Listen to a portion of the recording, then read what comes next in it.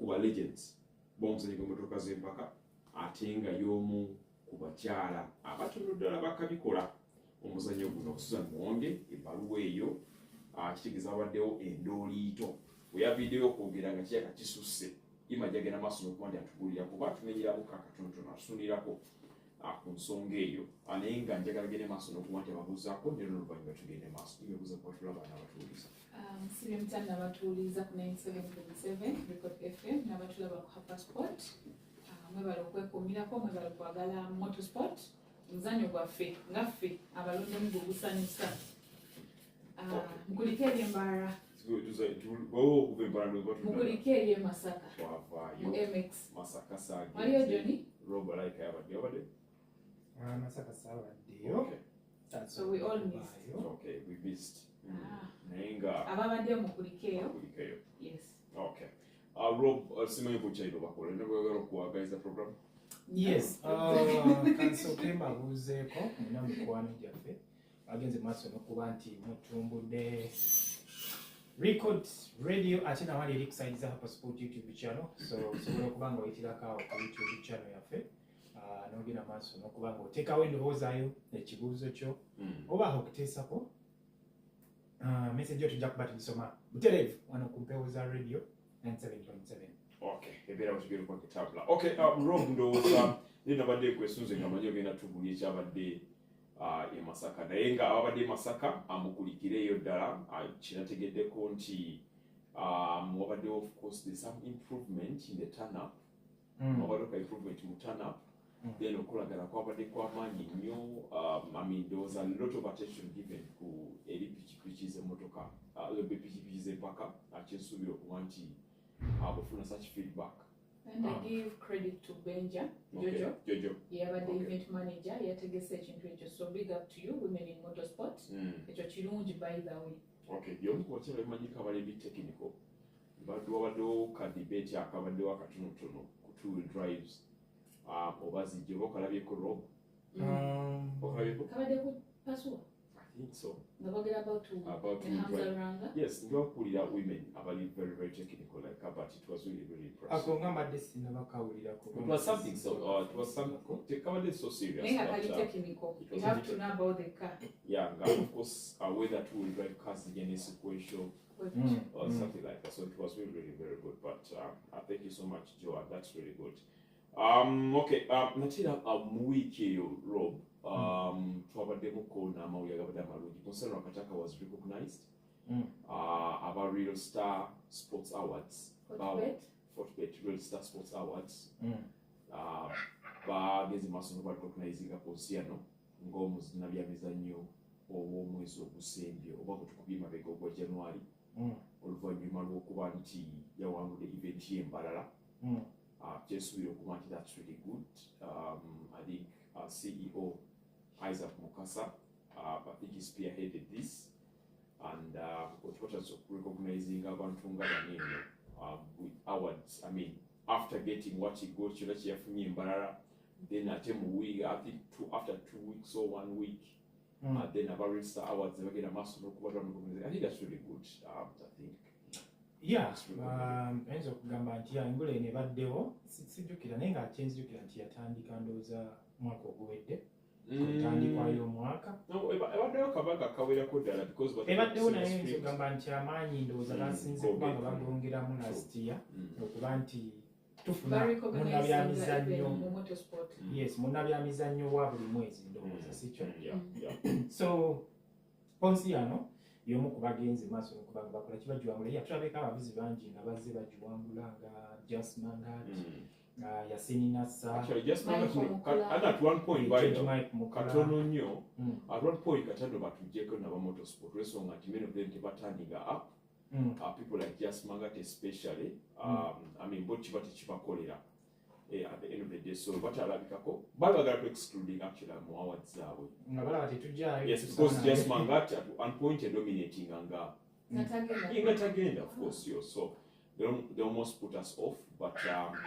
obudde bwatuuka nga Yasini Nassa ate Yasini yajja nakyebusinga wawatazaalisa asirika Ali Katumba so I think ne batusigazaako naye thank God this time around Jasmangat abakuba abange yangu teyalizeera so Ponsiano nakataka yazze naye yaweze ebintu bingi n'agamba nti kyokunzijukize kubasala bikondoza ku video sooka emotoka akola bingi amenyeka Ponsi yabagambye amenyeka emotoka agala motoka ndala tafunangako sprint gye bagamba gye bamuwa bamuguzangule so FM temuwako sprint because of that sprint omusuubuzi so n'agenda maaso n'okubanga asaba nali twalindooza na ku live somewhere ne mubuuza ekibuuzo kyekimu n'agamba nti nze sifunangako event so nsaba event bagimpe asaba federation ebeere ng'ekola ki emuwa sprint jjukira waaliwo ekyali kigambibwa nti yafuna sprint omwaka oguwedde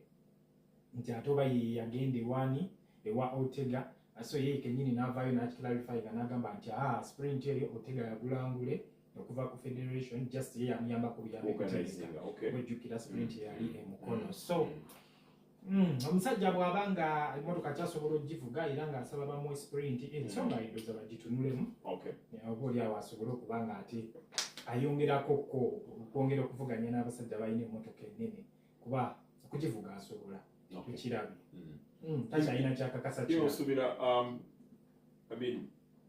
recognizing Ponsiano Kataka kiina tekitwongerako nga ffe ab'omuzannyo gwennyininyini motorsport ne motocross for publicity kibeera kisitula nnyo abatulaba koza abasinga babadde nga Fortbet babadde nga bamupiira ngera bwe mugiwulira Fortbet so if ate otuvayo naffe ne tuyingiramu nnyo naffe batandika otulaba yes oye Ponsiano Kataka nate nabadde avuganya ndowooza Ronald Sebuguzi ne Anthony Mugambwa then ne crew ya Nasa Mutebi ndowooza bwe babadde Anthony Mugambwa ne then Nasa Mutebi kuba batulidde the first three wabadde babadde ku podium so ndowooza mu kukyawali kirungi naye nga it was really good Paul Musaazi and Ponsiano Kataka mu Subaru N12 Ponsi agamba emmotoka emumenya he risks so much akola bingi naye okumati asobola okuba abasajja abamu n'abakosa n'ensobi aba Ford Fiesta R5 byabakozesa ensobi nga ye muntu agamba nti omufumu omusondere afuna akamuga sprint anoonye ssente agateke yatudde omusota afuna akakere agobe ku basajja obaolya naye ng'alinga akakere munakamaintaininga ekyo kibuuzo kiri eri gyali tuyinza kusaba kyotamaleewo so ayinza okuba okasonda akagala naye ndowooza okalabya ajja akalabirira ng'omuntu kuba kotekeetaaga akabbo kitegeera lisinsiya teketaaga kabbo yadde n'akatono nga tebunagula motoka nze ekyo ekisinga okunneeraliikiriza bwe mugamba akakere nga mpulira muli eri mutima ngamba naye tunaavugayo sizoni emu okuggwako atulinde sikokuba tulabeko wano omusota olumugubulako obusente kutono nnyo naye gutalabikako naye katulinde binaatambula bulungi so oyekyusizaamu n'agamba nti nze saagala na R5 mumuleetemu esente zonna ze muyinawo oba tugula ploto gigule tugire champion Ponsiano so abagambye mugende maaso kyonna kyonna kye musobola okuba nga mukola mukikole aleete emmotoka ennyimpi yagamba ayagala emmotoka nnyimpi oba ploto oba muguze R5 mwe mugireete wakati ndabyo kati akakereke nalabika aka Moses Lumala but I've seen most of the videos nga katestinga nokatestingako my friend ifana bien videos ndabyeko Moses wabwe yali mu motoka eyo atidde kitiddemuko nyina videos ndabyeko olunaku olwaleero nga Moses Lumala Nasa Mutebi bali ku motoka eyo but it's really bad news era amavidiyo ezo nga emmotoka ekyali wali ekulungi Lativia oba nyina nga ali Lativia nga ali Lativia but videos then Moses idea ensonga zeyayogeddeko eza Duncan Kikankane simanyi ba video so ofuna audio nsobola omufuna we muzanyira but osobola omufuna we muzanyira lwaki nedda okay tujjako tufuna it's a video but I think we can really pick some audio ng'ayogera ku Duncan agamba emmotoka ya Duncan agenda baliisa kye bayita enfuufu naye amutiddemuko omukulu Simon agamba muwa amaloboozi asobole ogazanyira abantu bawulire kamusindikira amaloboozi comments ezo Okay, tujja kwa tukafuna oboli akakasidikire sasa ajja kwa katwe nayenga akyolina otegeera nti tugenda kwa ne competition. His car egenda kubeerawo before 18th.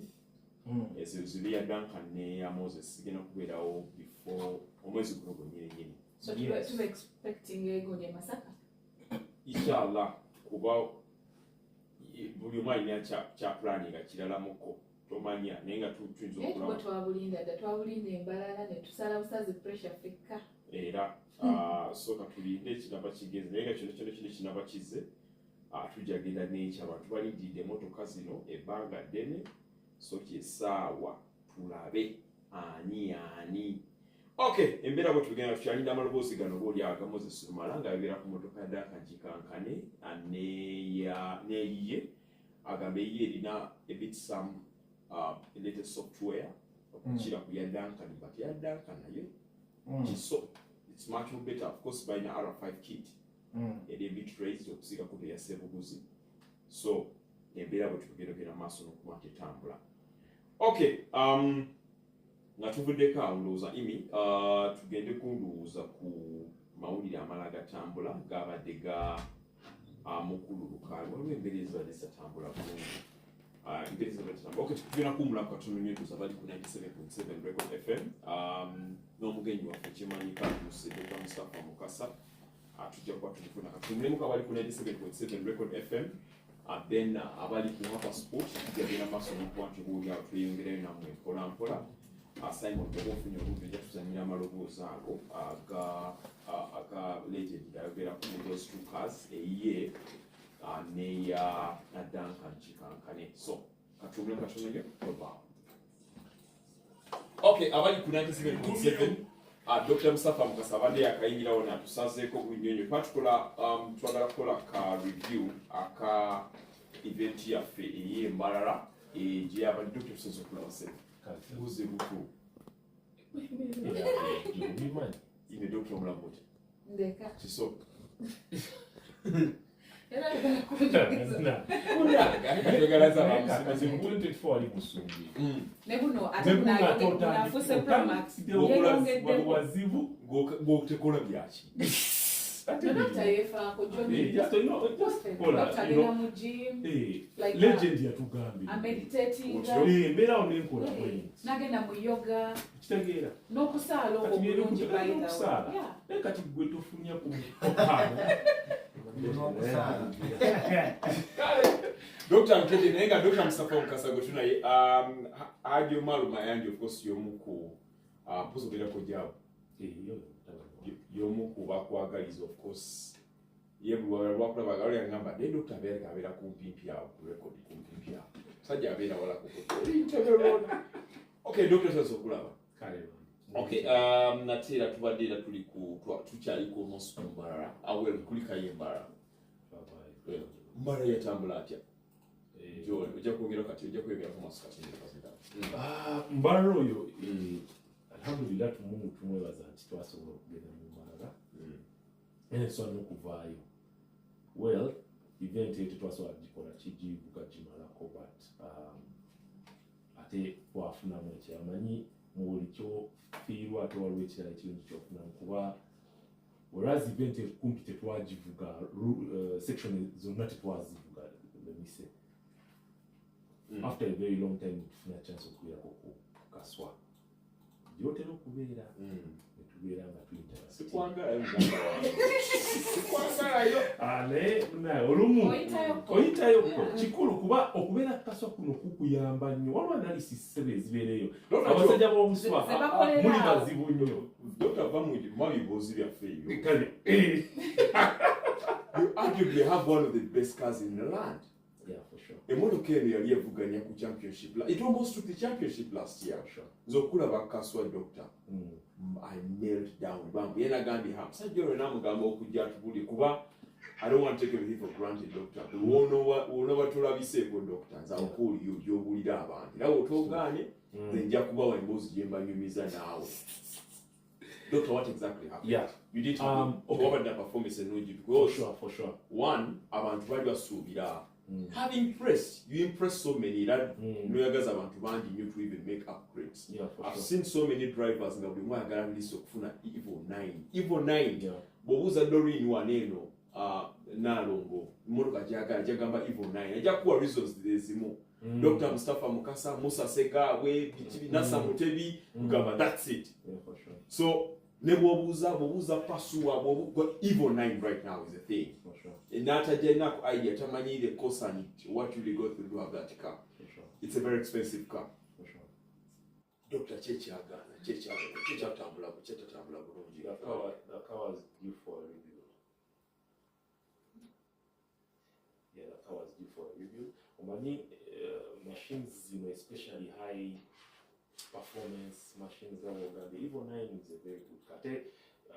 Our Evo 9 motoka esinga omuliro wano kati nange nali sitina kitegeera bulungi naye obeera kukaswa abasajja b'okukaswa baaki obeera wala kati nga ba jonny ngaabo kale bagayabo onywa nnyo mazisagala kunywesa twakatandika sho amazzi gawedde mu ccupa kale naye sijja kwegamba owulira Evo indeed yalina omuliro ki mungi ffe tetuguwulira what should I say emotoka yonna bw'ebanga egenda erina okureducinga performance high performance machine high performance system yonna eba yetaaga very regular reviews emotoka yali yetaaga reviews. We were doing simple remove fit a new part in case of this and that, but wali ku gundi wennyini twalina okukola review ya gearbox drivetrain yonna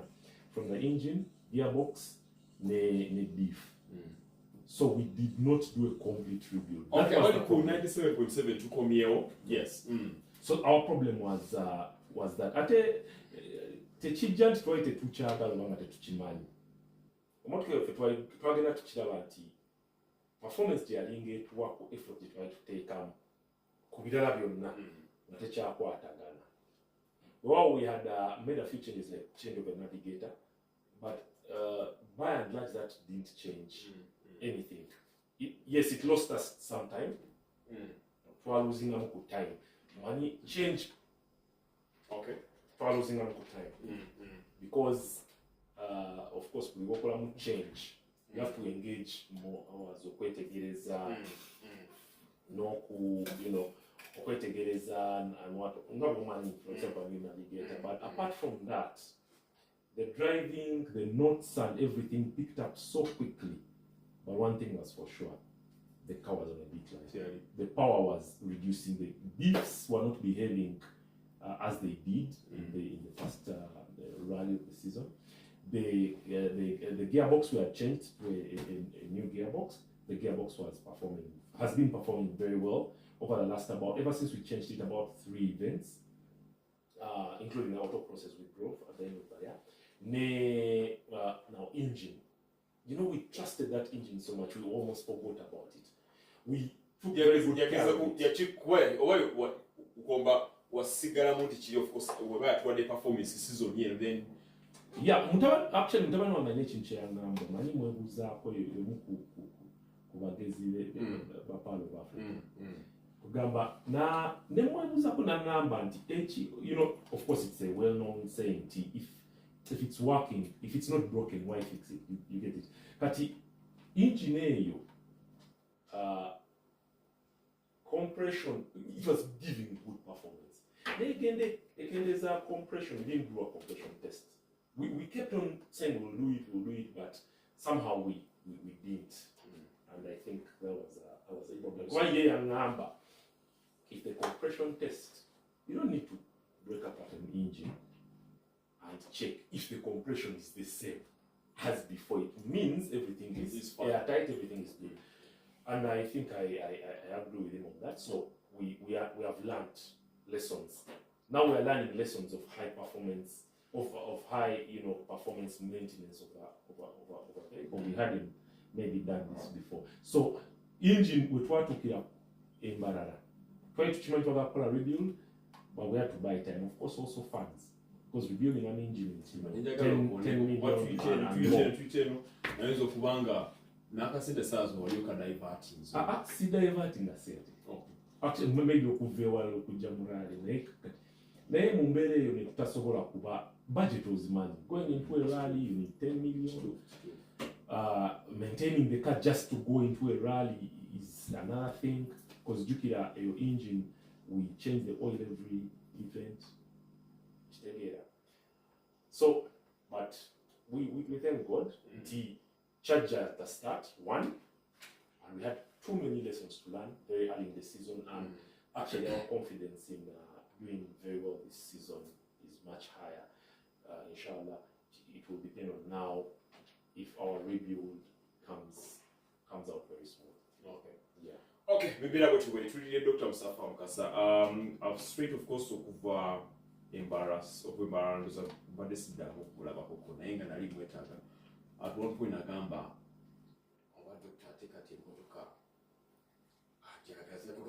To get it with Chikati Sazo because this almost jumped over the championship last year and otherwise I could get so we to start I will also be of course the same or even better together to Subida there like to be some changes so we don't know or chooses Moko sorry Masaka because Nayata tools. Yeah, we have this game is very interesting. You come with passion. You're enjoying the thrill and one, but then when you get there, you have to be very careful that the fans, the sponsors, their interests don't overtake you. But partly because of the fans and our sponsors who have stood with us, okay? So with that support, it ends up being a support, a push. If you calculate your numbers very well, and you can get back, and that's what we've done, then it's good. So we could have probably delayed because passion can't push me to go into Masaka when I'm not very thoroughly ready. Now I you get that push. It's double push yourself, the passion, but also your fans and sponsors. You don't want to disappoint them. And so now we are working and we're almost ready. You arguably had one of the best strategies last season, and anyone can jump out with the championship. I mean, you don't need to over push a lot. Wachikola, you finished before every reasonable. I think of Nacho Yagara.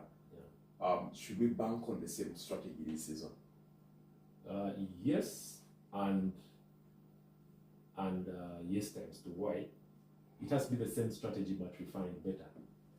Yes, same strategy but stronger in a stronger way, in a more refined manner. Uwanga, last season we were figuring out a lot of things. Walo rallies etwa malanga punga na ye third or something, but when we really lost a lot of time. So comes down to preparation. We saw some mistakes here and there, and especially in preparation. By the end of the season, the team had done a lot of corrections. We are in a much better position. So we are coming back more refined, but we're going to maintain the strategy. We don't need to push hard. I looked at Tambara Rally. You get off the chessboard. No other guy and you're like, you missed that. Or you missing a couple moments Western now. Yeah. It is so interesting by the way. Very.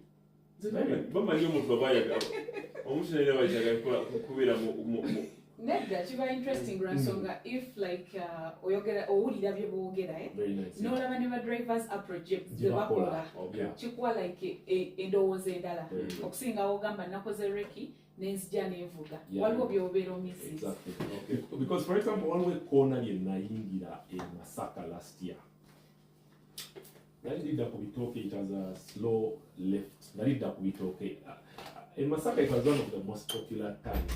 Now we wait about in 1 year bitooke and value of banji nga ne enkola yali etoni naye nga gwendeeta mungi nnyo ebitooke bya Omaldawude wavanga wansi bwoti ng'olwo terutuuka ku FF. It was what the last slowly. mu nkuba naye omuliro gwe naleeta awo. I remember. I think You remember? Then I was at one of the last towards the middle. Our section Embarara section that is chukire ya mama, I think power stage. Okay. We fukire mpamvu. Yes. Around waloka slow rides. Era walo tents ninja abantu camping out. I was seeing the speeds with which people come and turn. Then I was like, bakuba mono. No, not necessarily, but it gave me a byokola bibiri. You know, it's very difficult to measure accurately. Yeah? An expectation no gamanti. We all need Johnny bwe mbanjagala omuwa amafuta akolere kyenjagala mu emitwalo ebiri oba etaano oba kkumi. It's a very difficult. You have to have a lot of experience, but also a lot of confidence. Of course, with experience comes confidence. No gamba Johnny, what is it? Nazikuba okitegeera kati tasazikuba kubanga oba quite sure, with experience oba quite sure kati nalabye that measure of pushing. You see, it's pushing hard. People, you know, it's very funny in this rally in Uganda, pushing hard or not pushing hard, you can't know. It's a relative thing. You can't actually know what pushing hard really is. Never over kaswa era bane omuntu nga badde kaswa ebbanga. For example, my friend Mike Mukula. Michael yali ku kaswa emyaka community, and I was deep into the rally. By the time he came, he just quite good measures. Yali ku team, if I'm not mistaken, like Dash. Okay. Deep into the team. He knows. So Mike is a guy who will pass at a certain speed, and it is not, and you pass at a higher speed, and you're wrong. You survive and you go. But you know, because azalaba that relativity wetago kubanga kati obo yingira mutkayo novuga tolaba oyino kubanga olaba nnyo videos ezo, especially Ugandan rallies also. Because I saw speeds abantu zebajirako ne we batagalira, and I was seeing why. You understand? But I realized there are about 3 ingredients. One is olume mutazi bazikoye, abantu baba bakoye. It is a major factor. Era nze awo wensinga okbagalira kubanga nze wewatukira omusaawa mukaaga awo essaawa ziswala wembagalira awo era naale ekola bubi nnyo omusaawa ziswala wetutukirawo nga tuli olede mu 80%. Lega ne tukawo nga tuli mu 50%. Because me, I'm most steady there. My calculate, my brain is very sharp there. Very, yeah, because I have driven maybe 1-2 sections, and I'm also into the whole. I don't know. So on the one aksawe kakolera nyo. To remove 50%. No, not because it's kasobola most times, but because it's a short stretch. Let me say. Okay. Kati onjise ku festino tugenze round eno. Naye tuzivuge emirundi nga tuvuga round 4. So anyway, that's my strategy. So strategy, yeah. Doctor, the strength here, though, most people would really think, oli muntu wabeera ku street, big former street guy, kyalibadde kikwanguyira n'okubantu obusaale bwalibadde bukwanguyira. I mean, strength here, though, without all working number. I think, no, my strength is in strategy, I think, and in luck. Of course, luck favors the goal. Bear in mind, you never said that. You know you otherwise sick. Okay. Strength yange. Amaanyi gange gali mu kubala. Mukakana. Si mukakana nti ovuge slowly. Kuba nti tebandabye. Because then, one kikuyamba. With your pressure. Yeah, with your pressure. Many issues. Olaba bingi. No? So by the time when you get halfway the rally, kati mba nsomye embeera bulungi. Kati awo strength amaanyi gange amala we gajjira mu long term. Bakoowa nnyo n'emmotoka bazikooya, nze sikooya mmotoka nga nyakatandika rally. era nze nsana okusemba mu section esooka kasitambala nti no tebankuba eminutes nyingi because as we go on kiba okay. Two, siri mulungi nnyo mu kasaawe naye nga siri mubi ate ngeraawe. No, by the way, kati nze oba oraising nnyo hopes zange kuba n'abantu bapatrinalinga nabo bebamu kubasinga mu busaawe okyegendereza gwenkyegendereza bakuwa abantu last time twali ku festival bakuwa Bampa Leopard, who was the who champion was arguably one of the best moves actually. You get? Who's arguably one of the best moves Yeah, for sure. Kugamba, so tugambe abakola these matchups tebamanyi your strength because I think they bachikola according to the cars. Exactly, but also these guys always beat me by what? Maybe they beat me but by maybe 5 seconds. No, chitegere Dr Mukasa akasalo sichintu change. Okay. That one I have to tell you. But and the other thing, some kind of ingredients necessary is nze sintimba emotoka enough kubamba siku. But me, I like the thrill of using the handbrake, of which tosobola kusinga handbrake tosobola kuba buliwo handbrake eyo emirimu giba mingi gia oziza biki kati awo omuntu okuba because I mean akasaba omuntu okuba seconds 5 10 okiraba it's not even 20 seconds about 30 seconds okiraba so but also I think they always give me very strong cars kati bampa omusajja nga something. They're all even 90, but very they're not pairing good. up. But you see, I didn't know. For the for whole last season. When that's something we submitted last season. No, that's something that we submitted last season. Moving nnyo. Nasa Mutebi. Ngakumbe simanyi nti emmoloka ya Nasa Mutebi. Nkimanya towards the end of the season. Chokola bane olabanga munazimba kalina to papa. Nti ifena tulina amaduuka ewa Kiseka.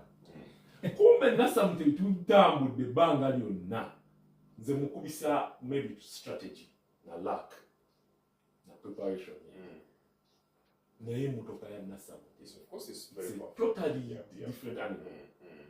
And my realization was after you look at stage times nogamba no not because of course tomanya not zomuntu and he's a good driver definitely but my friend when you versing someone whose car is 10% better than yours, it means for every 10 seconds he has the capacity to beat you a second. So if you run through a section which is driven in 10 minutes, that's 600 seconds. They can beat you by a minute. Just with the car. So Bosanga Obasajja say even 9 years. I said about 12 seconds are really. That's something. So me, I have to perfect my racing lines. I trust my notes. I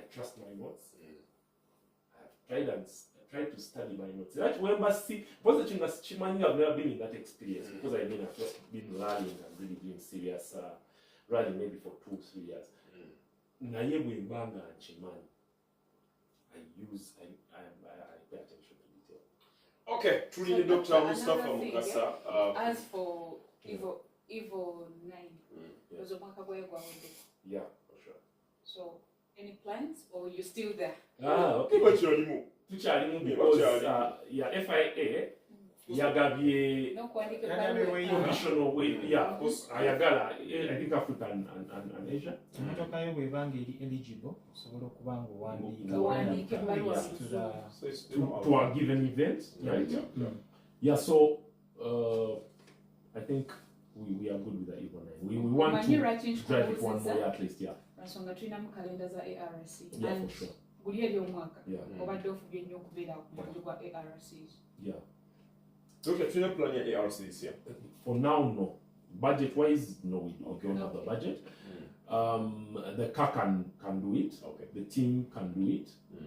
The budget is not budget. there. Okay. And two, also the logistics are going to be very zigenda banzi bunyo ebintu byokwasaganya ARC bigenda babizi because waliwo rally ssatu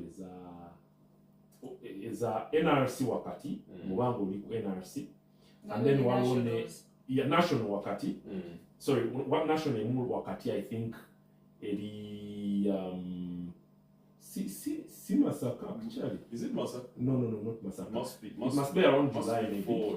July C14. Kati ARC Billy ya Burundi ne Rwanda, they are 1 month apart, and then in the middle weekend you have an so kasitecho nze nakiraba tekijja kunkola logistics ziba zeetaganga oli very solid committed budget nungi, planning has to be very meticulous, banga plan yo eri very mwagyetegereza bulungi so nensalawo no team musawa as a team nti ARC eyo soke tugende nkola to concentrate ku NRC.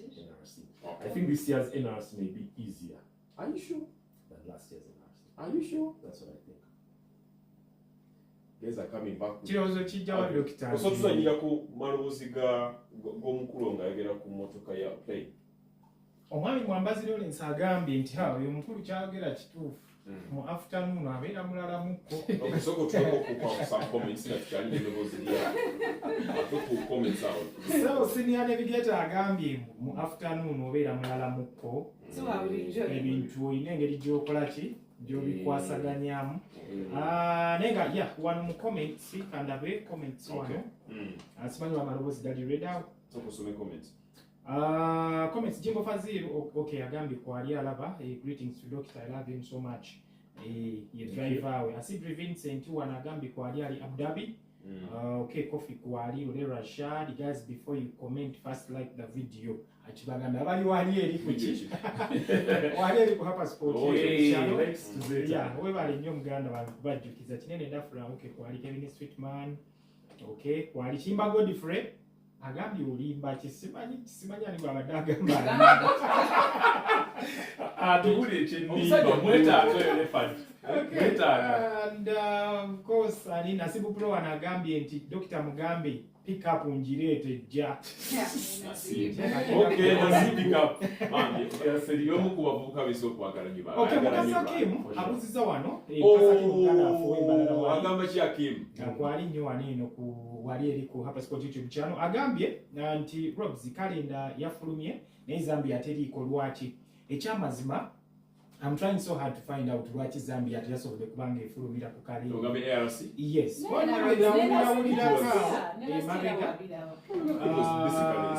It was all about sponsorship. Ndowooza kirabika waliwo sente za sponsorship ezitatambula bulungi. But last year event eno yategekebwa Ndola and of which club ya Ndola Motorsports Club obe aba Goms yateekamu akasente kangi. Kati simanyi kirabika waliwo ekyabula wakati awo ekitagatta bulungi. Ensonga lwaki tetulaba Zambia ku kalenda this year. So katulindeko tulabe ngenda kwongera okubanga nnoonyereza tumanye ekituufu lwaki Zambia teyasobodde kukomawo ku kalenda omwaka guno. Ashraf Kasule n'agamba Road Styles mukulu Ponziano egundi anaagisobola emmotoka gy'asabanga ne Subaru tukyali ku kibbo tukyali kuzaako emmotoka gy'asaba n'asobola ogikuwasaganya muganda wange simanyi abagambye mugule emmotoka mugule emmotoka musirike soka bakubire ba dokita bano abali mu muzannyo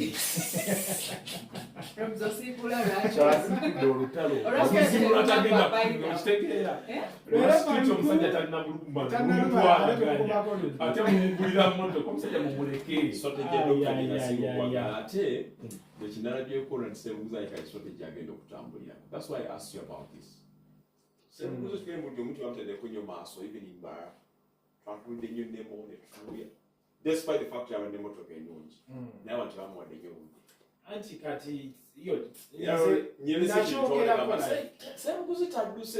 nakyogerako nga one of the streams zembadde nzijjankola nti actually when I nkola predictions Sebuguzi nali simu balidde by the way the predictions were taken yes but the Sebuguzi it's because Dr. Nabanga says watekerawo abantu ekyokukola ebyaddala yes Sebuguzi azaatobeka nti togenda kumanya ddiru agenda vuga mmotoka fule togenda kumanya ddi lwagenda kukola ki lwagenda kujja nga ayagala ku maintaininga pace oba nakubako kyajja mu rally so kati oyo ye ssebuguzi owaleero nti tosobola mu predictinga kati nti lwagenda ovuga emmotoka agenda nakwewunyisa bwewunyisa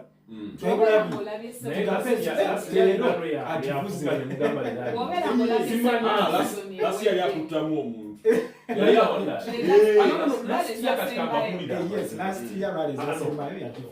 kituufu naye ssebuguzi of course kati ekikusesa kyekikyembaganye mu strategy yange I have never gone nga njala kukuba time ya ssebuguzi sikigendangako I know some sections I will meet, of course, yeah. But I seem to take a call, for certain reasons, but yeah. Okay. So kutuku Simon kumarobozi la kutoka tulire omwami oyo kuba Dr Ngandi omwami kakuno kinzo kubera kyanga bange kinzo kubera kizibu nnyo okusinga ndoza te.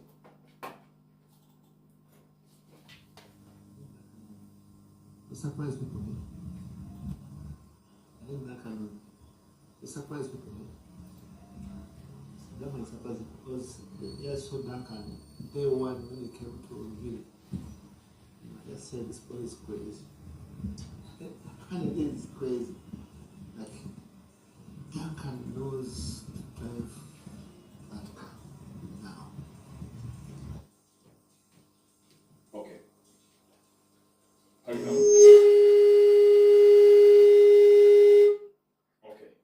Those okugeza okubanga okuwulira okutambule kwebyo naye nga point ewadde nti okay interview yabadde mpanvu koko omwami ono agamba nti emmotoka ya Dankani egenda kujja ndooza nga bifo 18 ajja kubeera waneero naye yagamba nti bwere Latvia yatestinga emmotoka ye ne batestinga neya Dankani okujjako Dankani taabe muvuzi naye his case like thrice the performance yaina initially yes ate engeri gyamanyemu Duncan nga bwavuga nyaga mugamba omanyi bu Duncan yagwa n'okugwa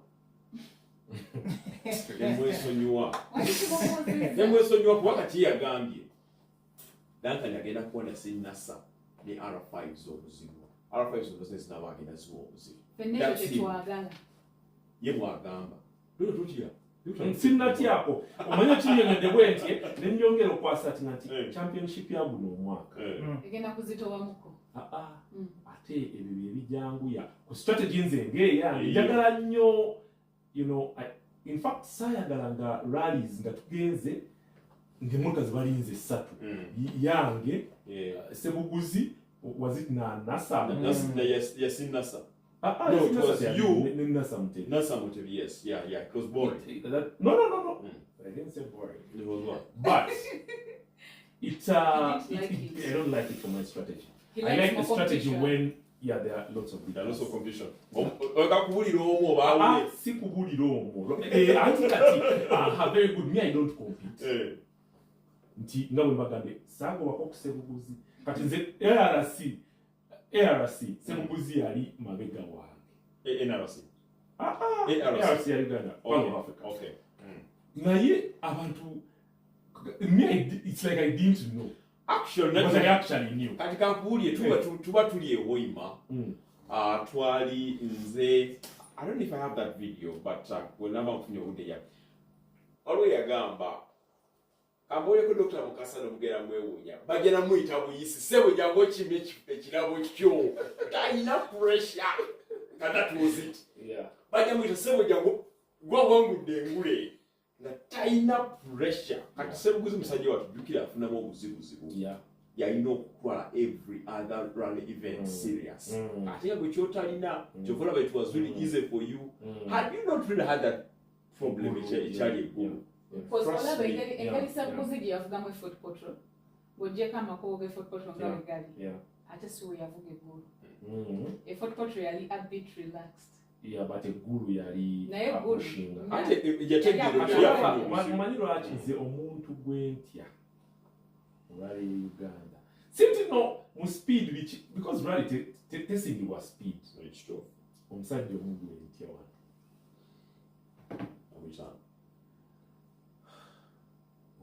just Mangati. Look I think why? I think the guy has everything checked. As a Skill, driver. the power of the car, the guy can handle. In fact, Katiola wants to know Peter Jamono na chikopocho. Guy yo mugeno muitanga ali Kampala. Yeah, against it. That guy has no pressure. Pressure. Katioyo muntu muzibu wa Katioyo ye with the experience he has 15 years running and doing well. I mean, he has really mastered everything, and he has I don't know, with the calmness. Calmness in itself is a strategy, and it's enough. You get it? Now that guy is one guy who, when I see him in the contention, and I knew it. Me, I knew. People were saying yes, who could win the championship, but I knew. Unless by some luck he didn't finish, or unless by some act of God or what, he can't come for the rally. Otherwise, I knew he would take the championship. There's an interview I have, of course, it's not yet up. Yeah. Moses Malagamba is beatable. No. He rates him highly. Oh, yeah. He rates him highly. Yeah. And he says he's arguably one of the best drivers we have here. Yeah. But he's beatable. Okay, now I'll break that down for you in my own way. Karan Patel on the long haul is not beatable in the ARC championship. With the guys who are going, even if there were a few other guys, it could have, but with one event, you can struggle with him. There are people who are just consistent. You see, the rally is not driven in Hoima or in Fort Portal. It is driven in bed when the driver is resting in Kampala. Okay. In office in the morning when they come. That's where the rally is, trust me. And I don't know how just Manga's lifestyle is, but Nasa can't beat just Manga. I've not watched a lot of rallies. I don't know their driving styles that much, but me, I view it from a bigger picture. That's one thing I missed in Imbara. I wish just Yabade. So actually, if I wish just Yabade, it has never happened. The Tunga Valley war. It's just Wakati when they come, when they get Jakopal, fina target ya of course to go back to foreigner, to Wagalo Kuba. So they're not competing against each other. Now, thank God to get up on the Munobuke Nabutan. No, now we have this Tunobuke video again. Literally, they're building up R5. Yeah. Lumala. Lumala is here, of course, for seat time, but she will be participating in a few events. Okay. Yes, he's being an R5. Again, the two R5s. So he's driving a proto just to of seat time. Now, trust me, it's a interview that we're with a lot of competition. Twaliko wanirwana ne Rob, ne tuwala mu conductor. Posing a biganye buganye. They would not end up with the strength of the cars. Please don't turn your kulaba or kubalaba kumina. Oshimanyi Dr Mulimu Evo's Ninja. Yeah, definitely. Mulimu ne Evo 10. Yeah, for sure. Nekato Oshimanyi wali watenga Evo 9 kuba Evo 10. Yeah, definitely. And so, Jonny relate that. Yeah, definitely. Even when ya sinasa ejakwegoba esobola okwegoba ne gundi sorry nasa yeah it's all kwego ne but then rally is a big animal. No, it's not about going on the start. Chopola banze sisana kutuka ku day one nenda emotoka nyingi nyo kati nwache mugambye nti nenda ba mu 10 me I don't even worry about that at all. Mwaba mwenda aba even 9 to see if the strategy of calmness works. Tukasawa mukaga kamuchaina some kilometers go awutandika okushira emmotoka enyuma nyawo nga emibiri gibugumye n'emmotoka olabira abasajja ababera bakedde okubibya baba bakoye. Okay, Rubsman, if you really have more extra messages to read us. Just one kandabe, Nasa has changed the route, my dear. Chinyeni dafura bagamba, Rashad, yagamba ebyo byowooza. Mukyani lindako. Lwali kugoba mu luuto. Monsi yano. Talina WhatsApp kunkwatira mu. Mojja kumanya nti omuntu atuyana. Embairo Rugomoka agambye agenda kubayo Masaka. Byron's coming in Massacre. Yes. But by the way, about Byron, Byron, I'm saying, Byron, no kuje Massacre. It's me actually, Abubalira J Massacre. It's yet again, sorry, Kuje Mbarara. Yajanga in us Kulaba Musajja way. There's a Kulaba Duncan. Yes. Wow. I never to be got totally have different styles of driving. Now, unfortunately, DVB are letting her down. Well, number DVB stretches, DVB are Peter Manangi in Jigoba. No, we talk Santi, but it was really. Yeah, we have been.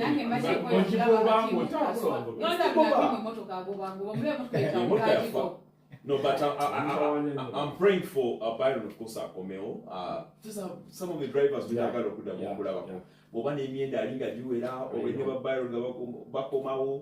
I think it's going to be really interesting.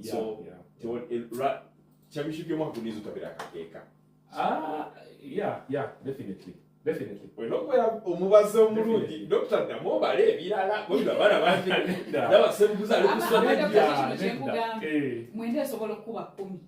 yeah, definitely. That's very possible. Mbajukizano si wala nnyo twali ehoima twagenda okumalako section nga boba akubye mwenda let down. We are more of a strategy. Look at this. Let me give you an example. I was talking to I was in Muyenga with Moses Rumala. I need to number ku motoka ya NASA. Remember yali nanyini motoka ya Upper Blake ne deni ya NASA mutego. Yeah. Initially yali agala kuleta 9. 9 generate yo. Kati naga kuya 9 endala. I wanted to have 2 9s. Those emunga ya spare something like that. But yali unfortunate iti motoka yagenda okuda chima 9, not even a 10. Okulaga nti a 9 9s nungi nyato okusinga okusinga ne 10s nyingi. So yali agala kufuna another 9 of the same make oba in aspect says mungeno je yabona samuteri tukayongo omusajja 9 yagitunze. He was so furious. Namugamba twala mu 10 and 10 was a bit cheaper than the 9. I was shocked. Chan with my understanding such tekera. But when you look at Arthur Blake's car whatever byakesobola kola yekola. So that means 9s nungi nyonyo. But when Dr. Bazimani, they are much more better than 10s. The 10s. Ntawana kati genda kugira ku maintenance kuba ne spare very good. Spare tachalabika wani? Talabika. Now again it comes down to strategy. Okay. Yeah, naye Rally again that competition is very good. Okay. And there was no much competition last year.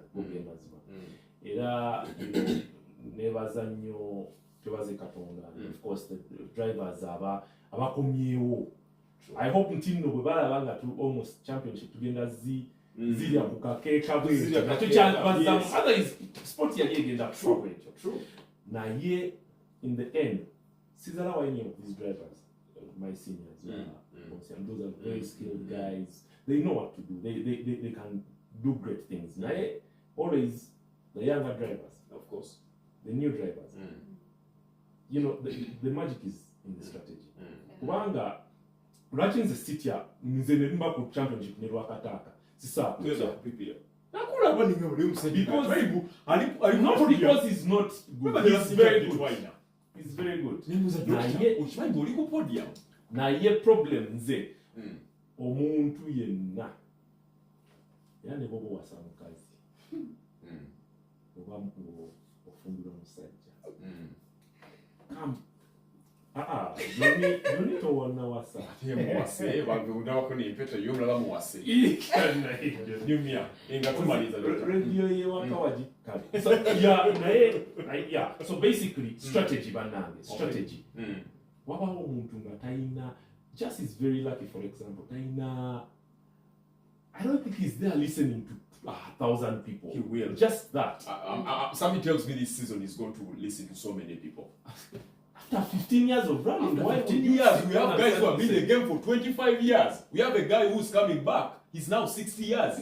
And you want to tell me a guy of 25 years, he's going to be on listening to these guys of Kaswa? This and Moses of the Pump. Dr Mukasa, of course, Natira. Yes, Dr Mukasa Powered, of course, is one of the waka, Iranga, Sajja Funyu, Dr Mulungi Nyidara, also Muagira Cover Drugs Express, also by Sama Kasimu, the Chili Mustani, Muagira, or Wagido Muzanyu, Bamwajaka Saint, Farmers. Obo wagidde ye kuba mwajaka sente akamubeza omusajja wa. Ne Equity Bank bane mugule wa account. Oh. Possible beba kutekamu ensawo. Batekamu sente. Batekera mu sente Equity Bank. See.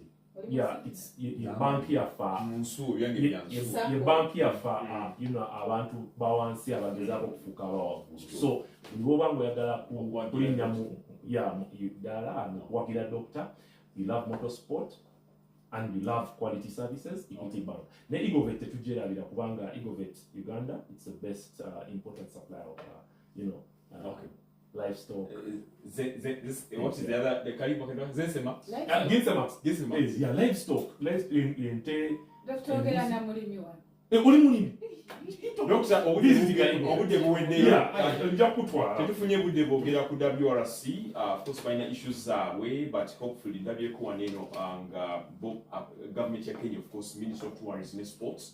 But Bob agamba nti ebitu babimanyi. Nayenga gundi ya kutumide Abruhan is an added fan. Abadda kubuza ndoza strategy this season endoza. You cleared that. So actually new data. Rob, I say. Of course, greetings to anyone with your voice. Yes, I just mean family yange. Namuntu ali kubeera ko bamutuliza. Basponsor passport now you're making things happen. Thank you so much. Never staff ba passport. Bana mu commitment kintu kikulu. Immy rundi naye wano. Namwe naba baddeka ababeera ko bamutulaba. Okay, tumirako family yange, mikwano gyange, namwe nabera ku Supremacy launch. My husband. Thanks for taking care of me, and I love you so much.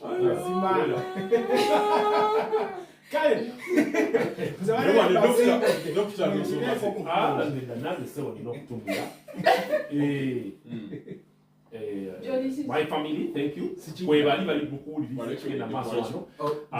Team Drugs Express Team Query. You're now running Team Query. So, we are good.